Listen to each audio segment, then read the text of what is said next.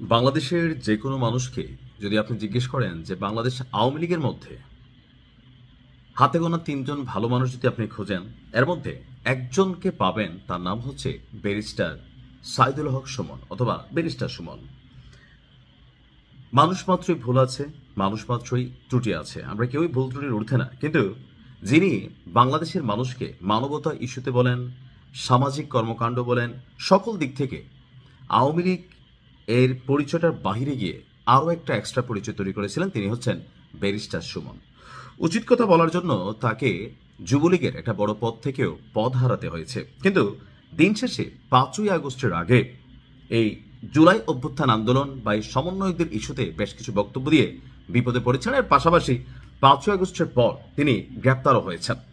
তো দীর্ঘদিন যাবৎ ব্যারিস্টার সুমনকে নিয়ে তেমন কোনো নিউজ না থাকলেও আজকে চাঞ্চল্যকর এক নিউজ এসেছে।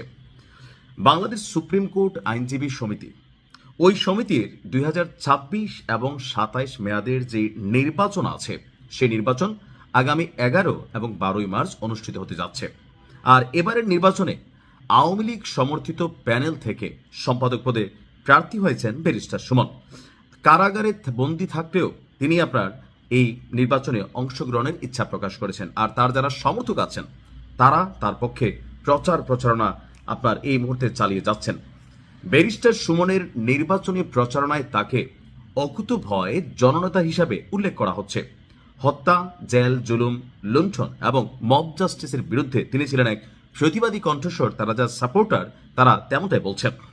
সমর্থকদের দাবি, সুশাসন প্রতিষ্ঠা এবং ন্যায় বিচার নিশ্চিতের লক্ষ্যে কারাগারের অন্ধকার প্রকোষ্ঠ থেকেই তিনি আইনি অঙ্গনের মর্যাদা রক্ষায় লড়াই চালিয়ে যাচ্ছেন। ব্যারিস্টার সুমনের বেশ কিছু ভিডিও ভাইরাল হয়েছিল। প্রত্যেকটা মানুষের একটা পলিটিক্যাল পয়েন্ট অফ ভিউ থাকে এবং পলিটিক্যাল অবস্থান থেকে। দেশে শিশু যারা আজকের দিনে তাদেরও একটা রাজনৈতিক পছন্দ আছে।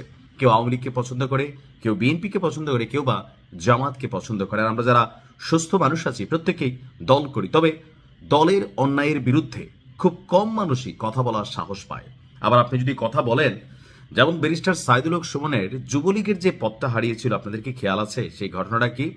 ঘটনাটা হচ্ছে সম্ভবত চুনারুঘাট থানায় তৎকালীন একজন ওসি সাহেব জয় বাংলায় স্লোগান দিয়ে তিনি একটা প্রচারণা চালাচ্ছিলেন।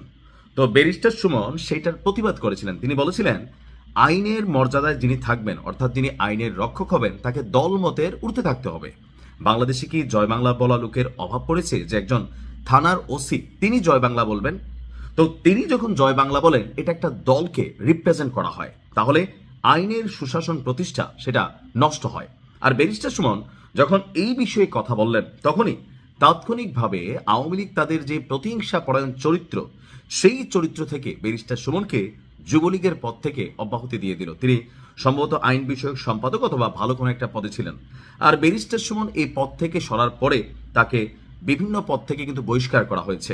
আর অবশেষে যে নির্বাচন হয়েছে, আমি বিশ্বাস করি, আমার মতো নিশ্চয় অনেকেই বিশ্বাস করেন, যে এই মুহূর্তেও যদি ব্যারিস্টার সুমন তার নিজ নির্বাচনী এলাকা থেকে নির্বাচনে দাঁড়ায়, আর জনগণ যদি পলিটিক্যাল পয়েন্ট অফ ভিউর বাহিরে গিয়ে স্বতন্ত্র প্রার্থী হিসেবে কাউকে চিহ্নিত করে বা নির্বাচিত করে, ব্যারিস্টার সুমন তাদের একজন।